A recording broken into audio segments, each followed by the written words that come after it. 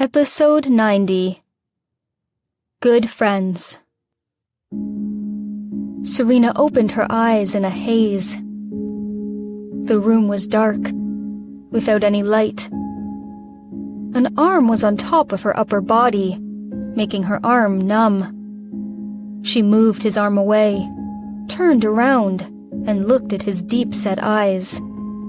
Jake was breathing evenly, looking like he was sound asleep. Serena reached out a hand and touched the tip of his nose. Then she traced her finger to the bridge of his nose, his eyes, his eyebrows, and then his eyelashes. Jake's eyelashes were long and dark. Even though there was no light, Serena could still see his thick lashes. As she looked down, her finger fell on his lips. Smooth, thin, and tender. "They feel good," Serena mumbled and saw his lips were curled as she moved away her hand. She was startled and quickly closed her eyes, pretending to be asleep. Jake opened his eyes, looking wide awake. Seeing Serena was committed to her fake sleep, he took her into his arms and whispered into her ear, "They also taste nice. Do you want to try them?" Under the comforter, Serena suddenly seized the bed linen under her body, caught red-handed. "No, I am asleep and cannot hear." Receiving no response from her, Jake whispered again, "Are you asleep?" Then he moved his body away. Serena was suddenly relaxed. However, the pressure was immediately placed on top of her again, as a kiss fell on her lips. She suddenly opened her eyes and saw Jake lying down again, silently. She was so mortified that she moved inches away from him, wanting to stay away. However, he held her closer to his body. "You should move less in your sleep," he said, and moved his hand down from her shoulder to her waist. She then suddenly realized why she had dreamed of her body burning. She curled her lips and mumbled, "I wonder who should move less." "I could move even more." Hearing Jake's answer, Serena immediately stopped her attempt to move farther from him, closed her eyes, and stayed still. She was always a sound sleeper, so she quickly fell asleep, not noticing that the man next to her was kept awake by lust until early morning. As soon as she woke up, she got a call from Austin. It was Henry. Seeing Jake was still asleep, Serena walked into the bathroom quietly and answered the call. "Hello? Sunshine, when will you be back?" "What date is it today?" "The 6th. "Oh, then it'd be tomorrow." "What is it?" "Breaking news. Stella Carter will get married the day after tomorrow. Did you know that?" "The 8th, right?" "Yes, I knew." "I got her invitation. Do you want to go?" "Why should I?" "Mary Parker said she would go, and asked me to tell you to join us." "Well, I will not." If she had not reacted fast enough, the prey of Ben would be herself instead. Why would she even dignify Stella with her appearance?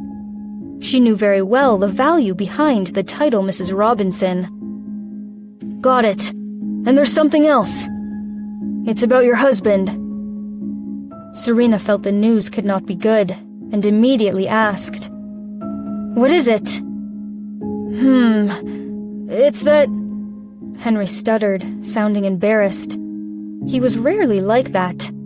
Maybe he found out some dark secrets about Jake. Feeling uneasy, Serena urged, "Say it." "I heard your husband is throwing a party, and lots of moguls would be invited, so I want..." Hearing that, Serena felt relieved. "It's just that?" Such a trivial matter. Yep. It was crucial to Henry and his business. If he could get invited, even just as a guest, it would be great for publicity. In addition, he planned to solicit some investments and make some friends at the event. Although Henry was in the IT business, he was great at networking. Maybe he would be able to find new investors through the event. Got it. I will send an invitation to you. Serena chuckled. Did you know that this party is actually for me to meet the public? Grand. He planned it for me. He inhaled deeply and said, What? Is it just for you to meet the public? She blinked and asked, Will it be a big event? Absolutely.